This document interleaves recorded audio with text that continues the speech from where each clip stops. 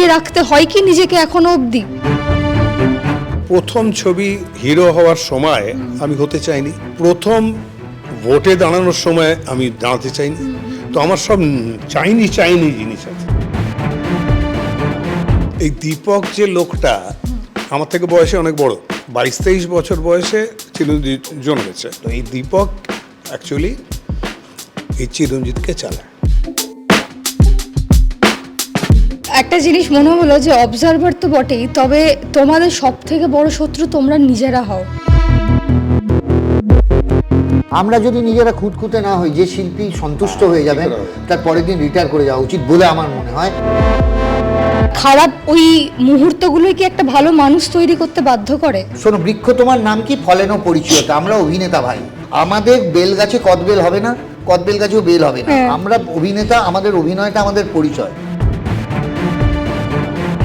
23 জানুয়ারি হতে চলেছে শুভ শক্তি এবং অশুভ শক্তির লড়াই। কে জিতবে এই লড়াই, কার মুকুটে পড়বে শিলমোহর, এই নিয়ে নানান প্রশ্ন। এই মুহূর্তে রয়েছেন লোকনাথ চক্রবর্তী এবং ভাদুরী মশাই। তবে চিরঞ্জিত দা, সকাল থেকে এতগুলো ইন্টারভিউ চললো, তুমি কখনো টায়ার্ড হও না? আমার প্রথম প্রশ্ন এটাই থাকবে তোমার কাছে। ওই তো বুঝতে দিই না, এই আর কি। টায়ার্ড হই কিন্তু বুঝতে দিই না। আমরা সিনেমার লোকেরা একটু অদ্ভুত আছি, থিয়েটার সিনেমার লোকেরা। এই একটু আগে ও বলছিল, কাঞ্চন বলছিল, এটা কাঞ্চন বলছিল, লোকনাথ নয়, কাঞ্চন বলছিল যে আমার কোমরে একটা ব্যথা আছে, এখানে একটা বেল্ট পরে থাকি, বেল্টটা খুলে রাখি। তারপরে যখন স্টেজে তুলে দিল, কি শর্টে দাঁড়িয়ে গেলাম, তো একদম সব ঠিক হয়ে গেল আমার। আমি যখন জোরে হাঁটতে পারি, আমি লাফাতে পারি, আমি গাছে উঠতে পারি, সব পারি করতে। কিন্তু তার আগে বাবারে উঠতে পারছি না বাবা চেয়ার থেকে, এরকম একটা হয়। সেটা আমাদের সেরকম আর না, আমার মনে হয়, সরি মাঝখানে বললাম, আমার দীপক দাকে দেখে একটাই মনে হয়, টাইম ম্যানেজমেন্টটা। আমার খালি মনে হয় ওনাকে যে কোনো, ওনাকে কীরকম বলবো বলো তো, ওই ভাদুরী মশাই, মানে অ্যালিও, হোমিও, কবিরাজি, প্যাথোলজি, ইউনানি, যেখান থেকে বেরিয়ে যাবে। নিউজ কাস্টিং করে দেবেন, এডি বলো, চিফ এডি হয়ে যাবেন, ডিরেক্টর তো উনি বটেই। ছবি আঁকাটা নিয়ে কথা বলছি না, যে কোনো পেন্টারের সঙ্গে লড়ে যাবেন, হিজিবিজি কেটে দাও, ছবি এঁকে দেবেন, মানে শো করতে দাও। আমার নিজের চোখে দেখা, গান গাইলেন 4টে, কিন্তু গল্প করে গেলেন, গল্প বলে গেলেন। এটা কিন্তু আমরা যারা স্ট্যান্ড আপ করি, এটা শেখার জিনিস, আমি শিখি।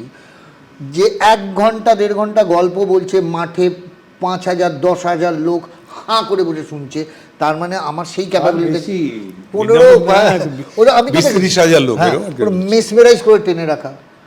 তিনি প্রফেশনাল বোর্ড করেছেন, প্রফেশনাল বোর্ড মানে কিন্তু মানে সে কি হিট ভাবা যাবে না, নাগপাশ কাকের পাশে এগুলো ভাবা যাবে না, প্লাস এগুলো করেছেন। আমি তো ওনাকে খালি ভাবি আপনি টাইম ম্যানেজমেন্ট করছেন, কনস্টিটিউশন মানে কনস্টিটিউয়েন্সি সামলাচ্ছেন, নাটক লেখা, কেঁচু করতে পরে, মানে ওই টাইম ম্যানেজমেন্টটা নিয়ে। আর এরকম পাশে একটা এনার্জি জেনারেটর থাকলে আমরা নিজেরাই এনার্জি। এইটা কিন্তু সেকেন্ড লোক তুই বললি, এটা বিপ্লব খুব বলে, এটা দীপকটা খুব ইন্টেলিজেন্ট, খুব চালাক, খুব এমন ম্যানেজ করে না সব জিনিস, সব পারে করতে। হ্যাঁ, এটা আমাদেরও প্রশ্ন, মানে তোমার ধরো একই প্রশ্ন আমরা জিজ্ঞেস করি, 4 রকম ভাবে তুমি সেটাকে প্রেজেন্ট করবে আমাদের কাছে। আমি তোমাকে একটা কথা বলি, গোপন কথা, এতদিন জানেন আমি বলছি।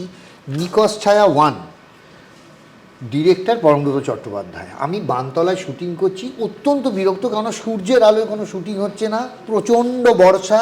কেননা বুঝতেই পারছো, যেহেতু আমাদের ভূত চতুর্দশীতে রিলিজ, মানে ফুলান বর্ষা, জঙ্গল, সেখানে সাপ থাকতে পারে, যা ইচ্ছে থাকতে পারে। আমি একটি মশার কোনো অভাব নেই, একটা জ্যান্ত লোকের ওপর, মৃত বলে তার উপর আমি বসে ধ্যান করতে হচ্ছে। মাঝে মাঝেই তাকে জিজ্ঞেস করছি, দাদা ঠিক আছেন তো, কোনো অসুবিধা হচ্ছে না তো? সেইখানে কলাপাতা সহযোগে আমি বসে ধ্যান করে যাচ্ছি, আর ভালো লাগছে না। তো আমি ভাবছি ভাই আর পোষাচ্ছে না, এই দাড়ি গোঁফ জটা ফটা নিয়ে কি হচ্ছে, আমি সারা গায়ে কালো ভস্য ভালো লাগছে না পরম। আর ও পরম তো কম কথা বলে, ঠিক আসলে দীপকদা ঢুকে গেছি, দাও দাও দাও দাও, আমি একটু দেখিনি, কারণ আমার দীপকদার শটটাকে নিতে হবে। আমি বললাম দেখো না, 11টা বাজে। হ্যাঁ রাইট, আমি সেটাই বলতে চাইছি, 11টার সময় দীপকদা ঢুকে গেছে। বয়সটা জানো? আমি না ফার্স্ট থাপ্পড়টা হলো এটা। আমি বললাম না, মানে কটায় এসছো বলো তো? আমি বললাম না, সানডাউন থেকে কাজ হচ্ছে। এইবার শট হচ্ছে, আমি এদিকে বড় লম্বা কম্পোজিট শট হচ্ছে, ক্লাইম্যাক্স হচ্ছে। আমি যেখানে বসে আছি সেখানে তো একটা পরিষ্কার জায়গা, আর আনিভেন জঙ্গল দিয়ে গৌরব পুলিশ বাহিনী নিয়ে ভাদুরী মশাই হেঁটে আসছে, নিচে সাপ খোপ ইত্যাদি হোয়াট এভার হেঁটে আসছেন। আর পরমব্রত চ্যাটার্জি ক্যামেরার পেছনে একটা রুথলেস, রুথলেস। হ্যাঁ পড়ো মা বলছে কথা, আর কতটা এগোবো রে, এবার তো জঙ্গল, হ্যাঁ আরেকটু তো মারকে আসতে হবে, মানে এরকম হয়ে গেছে। আমি শটটা দেওয়ার পর আমার বলছে, এরকমভাবে বলছে যে এবার কি বলবে বলো। আমি বললাম আমি সরি বলবো, আর কিছুই বলবো না, সো সরি, সো সরি। মানে এটা কিন্তু দেখার বিষয়, যখন এই এখনও অন হয়ে যায়, এগুলো না শেখার আছে। আমি জানি না, আমি আশা রাখবো ইয়াং জেনারেশনরাও সবাই হয়তো শিখবে, কেননা ধৈর্য ধৈর্য। সৌমিত্রবাবু একটা কথা বলেছিলেন যে actors are not paid for acting, paid for waiting. তো আমি সেইটা ধৈর্য প্লাস একটা চরিত্রকে ধরে রাখা। আমি এমনি কথা বলছি, যখন আলাদা কথা বলছি, চা খাচ্ছি, গপ্প হচ্ছে, আবার যখন ঢুকছি সুইচ অন সুইচ অফ, এগুলো দেখে শেখার আছে, এগুলো আমি শিখি। এবং সত্যি কথা বলতে সেখানে সুইচ অন সুইচ অফটা আমার জন্য খুব দরকার হয়, কারণ প্রথম কথা হচ্ছে আমি দীপক, সে প্রথম সুইচ অন করি চিরঞ্জিত, তারপরে আরেকটা সুইচ অন করে ভাদুড়ি। হ্যাঁ তো এটা খুব আনইউজুয়াল না, এটা খুব কম লোক হয়, একটাই করে, একটা চরিত্রে ঢোকে, কিন্তু আমি দুটো চরিত্র। শটটাকেই বাঁচিয়ে রাখাটা সব থেকে টাফ। হ্যাঁ একদম তাই। আর কাঞ্চনদা যখন রয়েছে সেখান থেকে তো নানান পাঞ্চ লাইন আসবে, কারণ তুমি একটা অনেক বড় গল্পকে একটা মানে ছোট্ট পাঞ্চ লাইনে উঠিয়ে একটা এমন মানুষের মনে গেঁথে যাওয়ার মতো হেডলাইন দিয়ে সেটাকে পরিবেশন করো, তো সেটা সারা জীবন আমাদের কাছে একটা মিম হয়ে যেতে পারে এরকম, বা আমরা তুমুল হাসতে পারি। সেক্ষেত্রে তোমরা দুজন যখন সেটে থাকো না, তখন একটা আমরা আশা করবো যে একটা মানে এটা অন্যরকম একটা অ্যাটমসফিয়ার থাকবে, অন্যরকম একটা আলোচনা হবে। এটা কয়েকটা ব্যাপার আছে। হ্যাঁ। তুমি কোনোদিন তুমি যদি প্রিমিয়ার লিগ দেখো, হ্যাঁ। ফুটবলের কথা বলছি, বিদেশি ফুটবল তুমি যদি দেখো, তাহলে দেখবে সুটেড বুটেড হয়ে সব থেকে সেজে গুজে কারা থাকে জানো? কারা? সেটা হলো কোচ, হ্যাঁ যে রিজার্ভ বেঞ্চের পাশে দাঁড়িয়ে থাকে। সেটা ফার্গুসন হতে পারে, গর্দিওয়ালা হতে পারে, খেলছে কিন্তু বার্সেলোনা ধরে নাও, মেসি ফেসি খেলছে, হ্যাঁ মানে সেরকম টিম খেলছে, উনি কিন্তু এরকমভাবে দাঁড়িয়ে দেখে রয়েছে। ওনার কাছে কিন্তু 11 জনের চোখ আছে, ঠিক আছে? উনি মাঝে মধ্যে দেখবে একটুখানি এগিয়ে এসে একটা হয়তো দুটো কথা বলছে। এবার এরকমও হয়, অভিনয় করতে করতে আমরা একটু বেশি ভেতরে ঢুকে পড়ি, থিয়েটারের ছেলে বলে হয়তো একটু বেশি, তখন ক্যামেরা ট্যামেরা ভুলে টুলে গিয়ে হুড়বুড় করে একটু বলতে শুরু করলাম। ওপাশ থেকে জলদগম্ভীর স্বরে এলো, ডাবিং আছে মাথায় রাখিস। এইটা হলো ওই কোচের কথাটা, যে উঠে খেল, নেবে খেল। এই যে আমার টং করে হলো, আরে ডাবিং আছে তো, আমি তো হুড়মুড় করে এখানে বলছি। এবার সেইটাকেও যে হ্যাঁ পজ নিতে পারিস, দেখ না নেওয়া যায় কিনা, ওরকম ভাবে বলেন না তো, দেখ না নেওয়া যায় দেখ ভেবে দেখ, এইভাবে। এইবার তখন কি হয় বলে, আরে কারেক্ট, এই যে দরজা চিনিয়ে দেওয়াটা বা ঠিকঠাক বলে দেওয়াটা, এটা বা কজন পারেন, এটা আমি রিয়েলি আমাদের তখন মনে হয় কখন টিপসটা পাবো। লাস্ট দিন পেয়েছিলাম এই নিকশ ছায়া 2-তে, বলবো না ক্লাইম্যাক্সটা, তবে সেই জায়গাটাতে খালি বলেছিল প্লিড দু রকমের হতে পারে, একটা অর্ডার হতে পারে, আর একটা সত্যিকারের লোকনাথ বেরিয়ে এসেছিলো যখন, বলবো না, কিন্তু যখন ভাদুরী মশাইকে প্লিড করে, এইখানটাতেই মনে হয় কোথাও একটা বাবা ছেলে এরা। আমি এই প্রশ্নেই আসতাম যে চিরঞ্জিতের মধ্যে একটা বাবা সুলভ আচরণ সবাই খোঁজে, কারণ তিনি যখনই সেটে থাকে বা ইন্টারভিউতে থাকে বা তার সঙ্গে আমরা আর থাকি, ওনার ছবিতে সবাই মা খোঁজে। যাই হোক, তুমি বলো। এটা খুব ডিপ ছিল। তো যেটা হচ্ছে যে সবাই আমরা একটা শেখার চেষ্টা করি, সবাই অবজার্ভ করি মানুষটাকে, যে কি করে এই বয়সে দাঁড়িয়েও সব কিছুকে সমানভাবে প্রায়োরিটি দিতে পারে। এটা কি তোমার মনে হয় যে নিজেকে টিকিয়ে রাখার একটা মূল মন্ত্র, যে সব কিছুকে প্রায়োরিটি দিতে পারে? আমি একবার বলছি প্লিজ, তুমি একটা গুরুজন মানুষ, এনার না এখন আর টিকিয়ে থাকা, কিন্তু আমরা রাখার তাগিদটা নেই, বুঝতে পারলে? 2 নম্বর কথা হলো, আমার মনে হয় আমরা খুব ব্লেসড, আমরা যদি ওনার বয়স অব্দি পৌঁছতে পারবো, ততদিনই ছবিতে ফুলের মালা পড়ে যাবে, কিন্তু ওনার বয়সে পৌঁছেও নাতি সম বা ওই রকম লেভেলের গৌরব, সুরঙ্গনা, একদম অর্ণ, অনিন্দিতা, আমরা এনাদের সঙ্গে যে আমরা দাঁড়িয়ে এক ফ্রেমে অভিনয় করছি, এবং উনি যে আমাদের সঙ্গে নিজেকে সময়ের সঙ্গে মানিয়ে নিয়েছেন। চিরঞ্জিত চক্রবর্তী একটা, ইউ হ্যাভ টু। আমি যদি 3-4টে নায়কের কথা বাংলা ছবিতে কাল্ট হিসেবে বলি সেই সময়ের কমার্শিয়াল, তার মানে চিরঞ্জিত চক্রবর্তী, প্রসেনজিৎ চট্টোপাধ্যায়, তাপস পাল, এর 3 জন তো আছেই।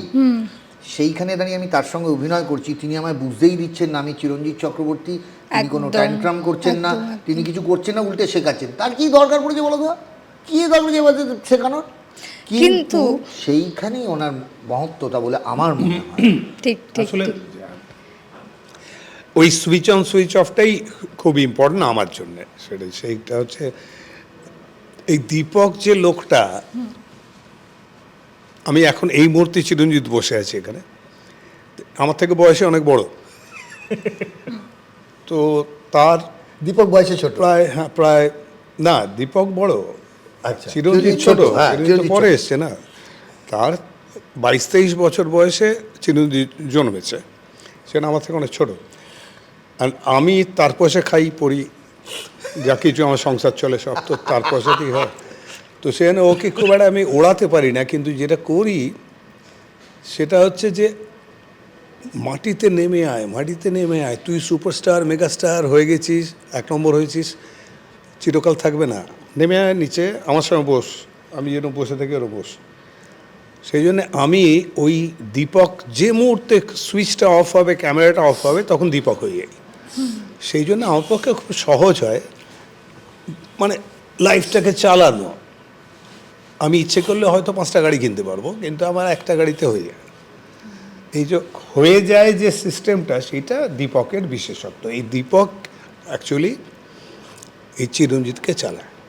এই প্রশ্নটা কেন করলাম, কারণ কি হয় যে আমি শুনেছি, দেখেছি এবং অভিজ্ঞতা থেকে বলছি যে অভিনেতাদের তো আমি যা শুনেছি সেটা থেকেই বলছি যে মরার আগে অবধিও, মানুষের মৃত্যুর আগে অবধিও লড়তে হয়, নতুন জন্ম নিতে হয় এবং প্রত্যেক দিন একটা নতুন সকালের জন্য নিজেকে দিক দেখতে হয়। সেই ক্ষেত্রে এই প্রশ্নটা যে টিকিয়ে রাখতে হয় কি নিজেকে এখনো অবধি, মানে নিজের মধ্যে কি পুশটা চলে যে না টিকিয়ে রাখতে হবে, চলতে হবে, নতুন জন্ম নিতে হবে? আমি একটা কথা বলি, একদম অভ্যেস আমার। এটা বয়স টু বয়সে না পার্সপেক্টিভ পাল্টায়। আচ্ছা আচ্ছা। কেননা তুমি যেভাবে এখন যে বয়স থেকে জীবনটা দেখছো, তোমার মধ্যে যে এই জিলটা টিকতে হবে, ইয়ে করতে হবে, ওনার কিন্তু বয়স অনুযায়ী পার্সপেক্টিভটা আলাদা। ওনার কোনোদিনই ছিল না। তা আমার সত্যি আমার আমি ফ্লো চলে আসে। হ্যাঁ, মানে আমি হচ্ছে কোনোদিনই আমার ছিল না। যদি আরে। তা থাকতো তাহলে প্রথম ছবি হিরো হওয়ার সময় আমি হতে চাইনি, প্রথম ভোটে দাঁড়ানোর সময় আমি দাঁড়াতে চাইনি। তো আমার সব চাইনি জিনিস আছে। এই চাইনির জন্য আমার কিছু ডিমান্ড নেই, আমার কিছু লাগে না, আমি খুব কমে সন্তুষ্ট হই। সন্তুষ্ট যা আর পেয়েছি, যা পেয়েছি বেশি পেয়েছি, বেশি পেয়ে গেছি, অনেক ভেবে। বেশি পেয়েছি, আমার অসুবিধা কিছু নেই। প্রমাণ করার কিছু নেই। এখন বরঞ্চ সেটা হচ্ছে খুব সিনসিয়ারলি কাজটা করতে হবে, এইটুকু খালি মাথায় থাকে আমার। যে কাজটা করব দিচ্ছ আমায়, সেটা করে দেবো। এইটাই ছবি আঁকবো যখন, পেন্টিংটা আমি একদম পারফেক্ট না হওয়া পর্যন্ত, মানে ছবি আঁকা হয়ে গেছে আমার হয়তো 8 দিনে, কিন্তু অন্তত 2 মাস ধরে ছবিটার সামনে দাঁড়াবো আর কি। আর কি একটা যেন জিনিস মনে হচ্ছে এইখানটা আমার লাগবে, একটা ভয়েড আছে, একটা নেগেটিভ স্পেস পাচ্ছি, ওইটাকে আমি কি করব, এটা নিয়ে 2 মাস 3 মাস ভাববো। কিন্তু সেইটা ইম্পর্টেন্ট। সিনেমার ক্ষেত্রে একটাই প্রবলেম, এটা থিয়েটারে খুব ইজিলি করা যায়, আমরা চেঞ্জ করতে পারি। আমি আজকে একটা ডায়ালগ একভাবে বলেছি, তাতে দেখলাম একদম ঠান্ডা হয়ে গেল, হাউসফুল ছিল। তারপরের দিন বললাম, দেখলাম একটুখানি হেসে উঠলো, কেন বুঝতে পারলাম না। তারপরের দিন আবার শো করতে গিয়ে দেখলাম আবার একটা হেসে উঠলো, যখন আমি খুব সিরিয়াস কথা বলছি। এটা স্বীকারোক্তি বলে নাটক করেছিলাম, তাইতে হয়েছিল। মানে একটা ছোট্ট এক্সাম্পল দিয়ে বুঝতে পারবে কীভাবে ভাবতে হয়, মাথাটা কীরকম রাখতে হয়। তো আমি লক্ষ্য করলাম যে ধীমান চক্রবর্তী এদিকে বসছে, বেঞ্চটা পার্ক, একটা পার্কে এদিকে একটা বেঞ্চ আছে, ওদিকে একটা বেঞ্চ আছে।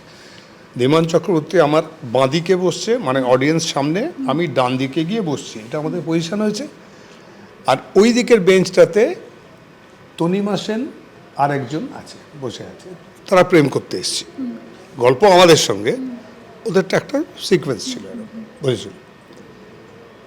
আমি যেখানে খুব সিরিয়াস আমার জীবনের দুঃখের একটা কথা বলছি, মানে আমি কেন আমি পকেট মার হলাম বলছি, তখন একটা মৃদু গুঞ্জন দেখলাম, গুঞ্জন দিয়ে লোক সামনের অডিয়েন্সের দিয়ে তাকালাম, লক্ষ্য করলাম যে ওরা না হাসছে একটু, আর ওই দিকে তাকাচ্ছে, ওদের দিকে তাকাচ্ছে।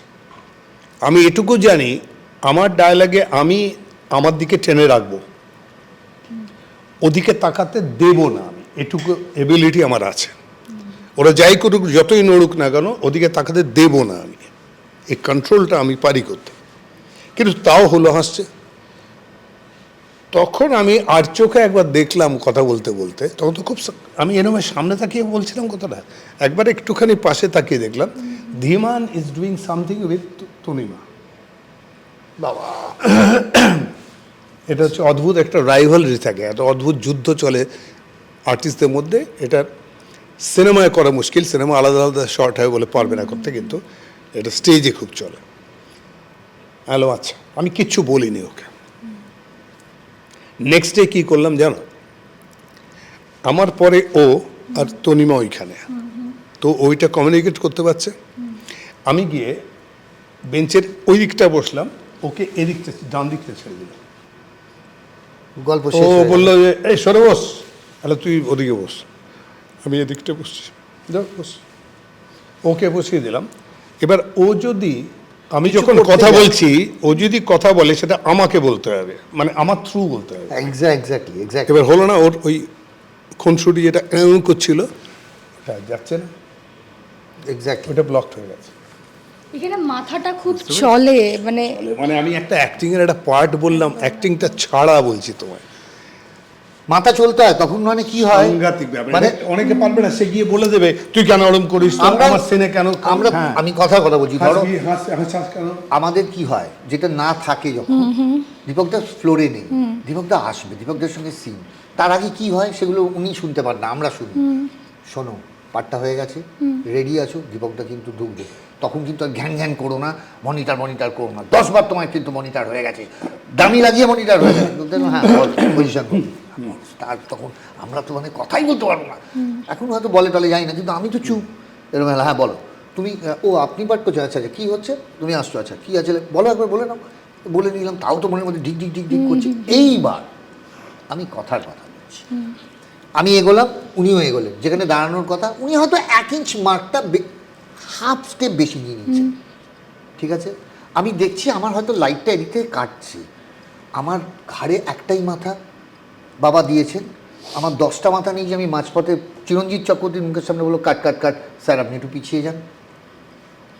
তখন আমি চরিত্র কাঞ্চন মল্লিক নয়, তখন আমার মাথা ওই যে বললাম ওই সব্যসাচী 10 রকম খেলতে শুরু করবে, যে আমি একটু ডান দিকে আমি চলে যাব, ওনাকে ডিস্টার্ব না করে, ওনার লাইটটা না কেটে, ওনাকে আমি ডিস্টার্ব না করে হালকা চলে যাব ডান দিকে, যাতে আমিও লাইটটা পেয়ে যাই, ওনাকে ডিস্টার্ব না করি। এটা তো ভাই কেউ বলে দেবে না, এটার জন্যই তো তোমাকে ধরতে হবে, মাথা নিজেকে তৈরি করতে হবে। আরেকটা হচ্ছে ও যত কিছু বলছে আমার সম্বন্ধে, আমি এত কিছু নই, আমি এত বড় অ্যাক্টারও নই, আমি চেষ্টা করি অ্যাক্টিং করতে ভাই, সোজা কথা। না না না, হ্যাঁ। আমি দাদাকে বলছি, আমরা আমরা আমাদের তো একটা থাকে, আমরা একটা সিনিয়র অ্যাক্টরের সঙ্গে পাঠ করছি ভাই, এক ফ্রেমে, সেই আসার আগে তো আমার একটা টেনশন আমাদের হয়, উনি মহৎ মানুষ, ধরো ওনার হবে না। এবার এগুলি সেম নাটকেই দেখো, এটা আমি করলাম, ও বুঝতে পেরে গেল এবার যে ও যে ডিস্টার্বটা করছিল, আমার ডায়ালগটা নষ্ট করে দিচ্ছিল, একদম সিনটা নষ্ট করে সিরিয়াস ডায়ালগ, একটা মিউজিক আসে, তার উপর কথা বলি, মা। তার মাঝখানে তুই ও যদি ওদিকে এ বাবা, শেষ পুরো। এরম করে কিছু করে, ওরা ওইটা হাসতে করে। এবার একটা সিন আছে যেখানে ওর সিরিয়াস ডায়ালগ, ওর জীবনে, আমি তো একটা ডাস্টবিনের একটা সামান্য ফেলে দেওয়া ছেলে, গুরু আমি বলে দিচ্ছি, মানে আমার গুরু বলে, গুরু অমুক, আমি খাটে শুয়ে আছি, এসে শুয়ে পড়েছি, তখন রিভলভ করতো, হ্যাঁ, রঙ্গলে রিভলভ করতো, রিভলভিং স্টেজ। তো এবার রিভলভ করে যাবে, ওর ডায়ালগটা শেষ হচ্ছে যখন, তখন রিভলভ করবে। এই রিভলভ করার জন্য ওর ডায়ালগটাকে শুরু করতে গিয়ে এমনি জেনারেল আমরা দু একটা কথা বলেছি, আমি বিছনা শুয়ে আছি, ও দাঁড়িয়ে এখানে, তারপরে আমার একটা ছিল একটা কথা বলে, আমি বললাম কেন, এই কেনর পরে ওর ডায়ালগটা। একদিন নেক্সট ডে আমি খালি শুয়ে, ও বলল, ইনিশিয়াল কথাটা হলো, গুরু কালকে কিন্তু ওখানে যেতে হবে, অমুক সময় এনে করতে হবে, আমার কী অবস্থা আমি ভাবতে পারো না, মানে আমি রাত্রে ঘুমোতে পারছি না। আমি বলো কেন, কেন তুমি বুঝতে পারছো না হ্যাঁ, বলো, আমার বলো। জীবনে কি আছে বলে বলবে, আমি কেনটা বললাম না, শেষ। পুরো কথাটার কিউই নেই, ওর 6 লাইন আছে, সেই 6 লাইনটা পেলই না ও। আমি নাম বলেই বলছি, একদম ধীমানের সঙ্গে হয়েছিল এটা, ব্রিলিয়ান্ট অ্যাক্টর, কিন্তু এরকম একটা স্টেজ ক্রাফটের স্টেজ একটা পলিটিক্স আছে, সেই পলিটিক্সটা আমি জানি না অত, আমি অত স্টেজ করিনি, কিন্তু ওইটা থাকে, তো সেগুলো অনেক এটা সময় অনেকে আগে- করে, আমি হ্যাঁ, শুনেছি আগে করে। হয়তো ছিল, এখন হয়তো কম, কিন্তু আগে আরো খুব ছিল। আগে এখন তো সময় দেয়, সময় দেয় না। আগে কয়েকজন নামি একটা নাম যা বলতে করতো, চাইছি না, হ্যাঁ নাম কিন্তু বলতে still- চাইছি না, সেই তো সেইখানে কি হলো, ওইটার যখন এবার টাইম হয়ে গেছে, মিউজিক এসে ব্যাস, হয়ে গেছে, গেল, গেল। রিভলভ করছে, আর ও ওখান থেকে শুনতে পাচ্ছে, ও চাপা গলে বলছে, এটা কি করলে গুরু, এটা কি করলে, ঘুরে গেছে। এবার আমার ঘরে এসছে, ইন্টারভেলে ঘরে এসছে, এসে বলছে আমায়, কি করলে এটা, আমার ডায়ালেক্টটা নষ্ট করে দিলে, বলতেই দিলে না। হ্যাঁ, তুই কি করছিলি? আমি যখন সিরিয়াস, আমার সিরিয়াস পার্টটা যখন বলিস ওখানে পার্কটাতে, তখন তুই অঙ্গভঙ্গি হচ্ছিলে, করিস কেন রোজ ওখানে, আমার সিনটা নষ্ট করে দিস? হ্যাঁ, নষ্ট হচ্ছিল, তাহলে আমি ওদিকে গেলাম কেন? এবার তো আর বলতেই পারছে না। সামনে থেকে দেখবে যখন, তখন ও যদি কিছু অঙ্গভঙ্গি করে, সেটা আমার থ্রু যেতে হচ্ছে না, হবে না, ওকে এখানে বসে করতে হবে। ওকে, চলো। এই একটা জায়গায় আমরা পৌঁছানো, না এটা একটা এক্সট্রা বলে রাখলাম, এটা তোমার এখানে ইন্টারভিউ তো নাও লাগবে, নাও লাগতে পারে obviously। একটা জিনিস মনে হলো যে অবজারভার তো বটেই, তবে তোমাদের সব থেকে বড় শত্রু তোমরা নিজেরা হও। কেন? কারণ নিজেদের এই স্ক্র্যাচটাকে বা ওই ক্রাফটটাকে নিজেরা সব থেকে বেশি ভালো করে জাজ আমরা যদি করতে নিজেরা পারো। খুঁতখুঁতে না হই, যে শিল্পী সন্তুষ্ট হয়ে যাবেন, তার পরের দিন রিটায়ার করে যাওয়া উচিত বলে আমার মনে হয়। উনি একমত হবেন। আমরা যেহেতু খুঁতখুঁতে, আমরা নিজেকে সবসময় রেকটিফাই করে করে চলতে থাকি এবং সময়ের সঙ্গে মিলিয়ে মিলিয়ে চলতে শুরু করি। এটা স্ক্র্যাচ, আমি যদি নিজের স্ক্র্যাচটাকে না খুঁজে বার করতে পারি, তাহলে হবে না আমার মনে হয়। এটা কি প্রত্যেক মুহূর্তে করতে হয়? প্রত্যেক মুহূর্তে আমার প্রত্যেক চরিত্র করতে হয়। আমি যদি স্যাটিসফাইড হয়ে যাই, বা আমি মনে বাস হো গিয়া, বাস অমিতাভের মতো বলে দিলাম, তাহলে আমার পরের দিন থেকে কাজ করতে হবে না, তো আমি স্যাটিসফাইড। তুমি কি একমত হবে এটাতে? হ্যাঁ তাই তো, একদমই তাই। আমি বলছি যে ওই কেন আমি গল্পটা বলছিলাম, এটা যে বলছিলাম, চিরঞ্জিত চক্রবর্তী এটা আর বলছিলাম যে দীপক ওই হাউসফুলটা, প্রত্যেক দিন হাউসফুলটা আমি টানছি চিরঞ্জিত। এবার তুমি যদি তাকে ট্যাম্পার করো, তাহলে শোটারই ক্ষতি হবে, শোর ক্ষতি হচ্ছে, পুরো নাটকটা পুরো নাটকটার ক্ষতি হয়ে যাচ্ছে। এইটা তো আমাদের করতে হয়, এইটা দীপক করে, ব্রেনটা দীপকের, এটা চিরঞ্জিতের না। খুব মজা। নিকষ ছায়া 2 এই বিষয় নিয়ে যখনই আলোচনা হচ্ছে, তখনই প্রথমবার উঠে আসছে, কারণ খানিকটা মন খারাপ অভিমান দিয়ে শেষ হয়েছিল। তবে এইবারও কি সেই মন খারাপটা থেকে যাবে? এইবারও কি নিকষ 3 হবে না এটা ভেবে, না না না না, বলো না, বিকজ 3 কে বলেছে হবে না, হবে 3 কেন 30 হবে, সেটা কথা নয়। খুব ভালো কিন্তু কথা। ঘটনা হলো যেটা হচ্ছে বর্তমানে, বিশ্বাস করুন, ওই জন্য 23শে জানুয়ারি নিকষ ছায়া 2 আসছে হইচইতে, সেইটা দেখুন। আর ভাদুরী মশাই আছেন, আমরা সবাই আছি, আপনাদের নিরাশ করব না। আলো জ্বালিয়ে দেখুন, যারা ভূতের ছবি দেখতে ভালোবাসেন আলো নিভিয়ে দেখুন, যারা আলো নিভিয়ে ভূতের ছবি দেখতে ভয় পান, পাশের কাছের মানুষকে হাত ধরে দেখুন, চেপে ধরে দেখুন। তবে হ্যাঁ, নিরাশ হবেন না, এইটুকু বলতে পারি। কিন্তু আমি তো ইন্টারভিউ শেষ করিনি। 3 হবে? আমি তো ইন্টারভিউ শেষ করিনি। আচ্ছা, তুমি তো অনন্ত করে চলেছো। মানে কাঞ্চন দা সর্টেড। আচ্ছা, এইবার কি তন্ত্রমন্ত্র করেছো? এবার তন্ত্রমন্ত্র যেটা করেছি সেটা দেখতে হবে। কি করেছো আগের বার থেকে এইবারে কি? এবারে আরো ভয়ানক আছে, সেগুলো বলে দিলে তো গল্প শেষ হয়ে গেল না। আমি তো স্পয়লার দেবো না, ওই জন্য বলছি যে এবারেরটা আরো ভয়ানক, আরো ভয়ঙ্কর। বাংলার ভূতের গল্প যখনই হয় না, তখনই একটা প্রশ্ন আসে যে ভয় পাওয়ার মতো কোনো সিচুয়েশন হয় না, খানিকটা প্রেম ঢুকে যায়, মান অভিমান ঢুকে যায়, একটা রোমান্টিক স্টোরি হয়ে যায়, সেখানে ভূতের ইনভলভমেন্ট খুবই কম থাকে। হ্যাঁ, তুমি একটাই কথা বলবো, আমি সরি, শরদিন্দু বন্দ্যোপাধ্যায়ের একটা গল্প আছে, শূন্য তবু শূন্য নয়, পড়েছো? আমার পড়া হয়নি। ওগুলো পড়ো। তার কারণ ঘোস্ট বলে যে সিনেমাটা হয়েছিল, সেটাও কিন্তু একটা রোম্যান্টিক গল্প থেকেই ভূতের গল্পটা তৈরি হয়। হ্যাঁ, প্রেমিক হঠাৎ করে চোখের সামনে প্রেমিকার কার অ্যাক্সিডেন্টে মারা যায়, সে আত্মা হয়ে ফিরে আসে। যাই হোক, তাই জন্য বলছি প্রেম ভূত আলাদা নয়, ভূতে পেলেই তো সে প্রেমে পড়ে, প্রেম তো একটা ভূতেরই নাম, তাই না? কি আমি কি ভুল বলেছি? একদম তাই। তবে গল্পের তুলনা যখনই হয়, তখনই হলিউড, বলিউড, টলিউড এই 3টে ভার্সন চলে আসে। এই ক্ষেত্রে কি গল্পের ভ্যালুর জন্য এগুলো আসে বলে মনে হয় নাকি? একদম নয়, প্রত্যেকটা জায়গার, প্রত্যেকটা গল্পের, প্রত্যেকটা তার আলাদা প্রেক্ষাপট, সময়, সমাজ সমস্ত আলাদা থাকে। আমরা একেবারে দেশি গল্প বলেছি, দেশীয়ভাবে, সেইটা আমার মনে হয় সবার মনোগ্রাহী হবে। যেহেতু নিকষ ছায়া 1 যারা দেখেছেন, তারা অলরেডি ভাদুরী মশাই কি, কেন, তার প্রাজ্ঞতা, তার এক্সপিরিয়েন্স, তার ক্যারিশমা দেখেছেন। এবার সেকেন্ডটাতে আরো ভয়ঙ্কর হবে, এইটুকু বলতে হবে। এটা যে খুব ইন্টারেস্টিং হয়েছে এবং সাকসেসফুল হয়েছে আগেরটা, সেটা বোঝা গেল, আমি এটা অ্যানাউন্সমেন্ট করালো আমায় SBFE হইচই, সেটা হচ্ছে এইটা কিন্তু আর সাবটাইটেল দেখতে হবে না, এটা কিন্তু হিন্দি বাংলা একসঙ্গেই তৈরি হয়ে গেছে। দ্যাটস ভেরি গুড, এবং তাদের বোঝা যাচ্ছে যে অল ইন্ডিয়া মার্কেটেও এটা দাঁড়িয়ে গেছে। আমরা আড্ডা শেষ করব, তবে একটা জিনিস, যে একটা মানুষের মধ্যে নেগেটিভ পজিটিভ দুটো সত্তাই থাকে। হ্যাঁ, তো তোমাদের ক্ষেত্রে নানান মুহূর্ত, নানান অভিজ্ঞতা, অনেক কিছু পেয়েছো জীবনে, অনেক স্মৃতি, অনেক মুহূর্ত। সেই ক্ষেত্রে কাঞ্চনদা, চিরঞ্জিত দা, এই মুহূর্তে কোন অভিশাপগুলোকে আশীর্বাদ হিসেবে কাজ করাচ্ছ? কোন অভিশাপগুলোকে আশীর্বাদ, একটু লিনিয়ার কর। আমি আমার না মাথায় এত জটিল প্রশ্ন তুই খুব বেটে, সেই জন্য তোর হিরো হতে পারছিস না, তাহলে তুই সেটাকে ইউজ করছিস কি করে? এই তো দাদা, এত বডি তোরটা বলিনি, এত কেলেঙ্কারি, আমি তো রোগাটাকেই বিক্রি করে চালিয়ে গেলাম দাদা। ওটাই ঠিক বলতে, এই তো এত বড় অভিশাপ আশীর্বাদ হয়ে আমি গেছে। তোকে ওই ইনডাইরেক্টলি বললাম, বাট এই আর কি। না না, কেন ডাইরেক্টলি বলো। কে বলতাম, চিনুদাকে বলতাম, চিনুদা তুমি মোটা হলে কেন? মোটা হলে তো তোমার অত পাবলিক অত পছন্দ করছে না, তুমি রোগা ছিলে, ভালো ছিল। চিন্ময়কে বলেছিলাম। তবে খারাপ ওই মুহূর্তগুলোই কি একটা ভালো মানুষ তৈরি করতে বাধ্য করে? কোন খারাপ মুহূর্তগুলো বলো? জীবনের খারাপ মুহূর্তগুলো। তুই এত নেগেটিভ কেন রে? সবসময় আরে আমি তো একটা নরমাল প্রশ্ন করলাম, না হলে শোন ভাই, এত একটা কথা বলি, এরপর আর কোনো প্রশ্ন হবে না। চিকেন তন্দুরি খাস? না, খাস না? না। চিকেন অরুচি আছে। অরুচি চিকেন আছে। তন্দুরিটা কত হয় বলতো? একটা তন্দুরের মতো গরম উনুনে, আগুনের মধ্যে সেটাকে পাক করা হয়। কিন্তু তোমাকে তো জানতে চায় দর্শক, আমাকে এই যে এত শর্টেড হওয়া, এটা তো মানে আমাকে যা দর্শক শোনো, বৃক্ষ তোমার নাম কি, ফলেনও পরিচয়তা। আমরা অভিনেতা ভাই, ঠিক আছে? আমাদের বেল গাছে কদবেল হবে না, কদবেল গাছেও বেল হবে না। আমরা অভিনেতা, আমাদের অভিনয়টা আমাদের পরিচয়। ওই যে বলছে দীপক চক্রবর্তীকে জেনে লাভ নেই, তুমি চিরঞ্জিত চক্রবর্তীকে দেখো, তার কাজ দেখো। কাঞ্চন মল্লিক নিকশ চায় 2-এ কী করেছে সেটা দেখো।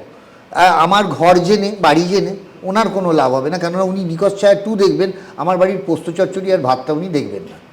হ্যাঁ, তাই জন্যই বলছি নিকশ ছায়া 2 23শে জানুয়ারি আসছে, হইচইটা আপনারা সবাই মিলে দেখবেন। কিন্তু তুমি বলো আমাকে যে কোন খারাপ মুহূর্তগুলো আমি কোনো তোমাকে খারাপ তৈরি করলো? মুহূর্ত, আমার জীবনে কোনো খারাপ মুহূর্ত নেই। ওটা প্রশ্ন তৈরি করে বলো প্লিজ। আমার কোনো খারাপ মুহূর্ত নেই, আমার সব ভালো মুহূর্ত। এই যে এতবার নিজেকে ভাঙো, গড়ো, চেঞ্জ করো, কিসে ভাঙি করি? এই চরিত্রের জন্য। চুপ তো, তাই তো উৎপল দত্ত বলে গেছিলেন আমরা সাদা পাতার মতো, যেরকম পারবে নিজেকে তৈরি করবে। আজকে আমি এটাই তো, আমি পাশের বাড়ির লোকগুলোর থেকে আলাদা, তার কারণ উনি শুধু বঙ্কাদা হয়ে, প্রশান্তবাবু হয়েই বেঁচে থাকেন। আমি আজ রাম হই, কাল রাবণ হই, পরশু শাহজাহান হই, একদিন লোকনাথ হই, উনি রাজকুমার হন, কালকে ভাদুরী মশাই হন, উনি যা ইচ্ছে তাই হন। এটার মধ্যে আমাদের কি আছে? আমরা ওই রকমই জলের মতো, মগে রাখবে মগ, চামচে রাখবে চামচ, গ্লাসে রাখবে গ্লাস। এর মধ্যে আমাদের কোনো আলাদা করে কিছু নেই। 50 বছর টিকে থাকতে হবে, এটা ইম্পর্টেন্ট। T20 খেলতে আসিনি ভাই, পরিষ্কার কথা। হ্যাঁ, স্টেডি ব্যাটে টেস্ট খেলে যাও। আড্ডা হাসি পাচ্ছে আমার, মানে কাঞ্চনদা এত শর্টের দাগে লাস্টের দিকে এমন একটা উত্তর দাও না তুমি, প্রশ্নটাই পুরো ভেবাচাকা খেয়ে যায়। আসল মন্ত্রটা কিন্তু ওখানে দিয়ে দিয়েছে, 50 বছর খেলে যাও। বলো নেক্সট আড্ডা শেষ করব। তবে 23শে জানুয়ারি যেহেতু দেখতে পাবো, সেই ক্ষেত্রে শুভ শক্তি অশুভ শক্তির একটা লড়াই, সরস্বতী পুজো এবং তোমাদের নিকশ ছায়া 2 রিলিজ করছে। কি মনে হচ্ছে দর্শক কিভাবে এইবার নেবে? মানে এইবার কি একটু ভূত চতুর্দশীর সময়ও যদি নিতে পারে, তো সরস্বতী পুজোর সময়ও নিতে পারে। আমার মনে হয় সরস্বতী পুজোয় অঞ্জলি দেবেন, ঘুরবেন, বেড়াবেন, সন্ধ্যেবেলা আসবেন, রাত্রিবেলা বসে নিকশ ছায়া 2 দেখবেন। মানে প্রেম আর ভূত তো বর্তমানে। হ্যাঁ, আমি তো বলছি। আড্ডা রইলো এখানেই। কেমন লাগলো আজকের আড্ডা অবশ্যই জানাবেন, দেখুন আমাদেরকেও জানান কেমন লাগলো। টলিউডের latest update, gossip and entertainment পেতে সাবস্ক্রাইব করুন শুধুমাত্র সিটি সিনেমা, আর ফলো করুন সিটি সিনেমার Instagram, Facebook, Twitter and ShareChat page.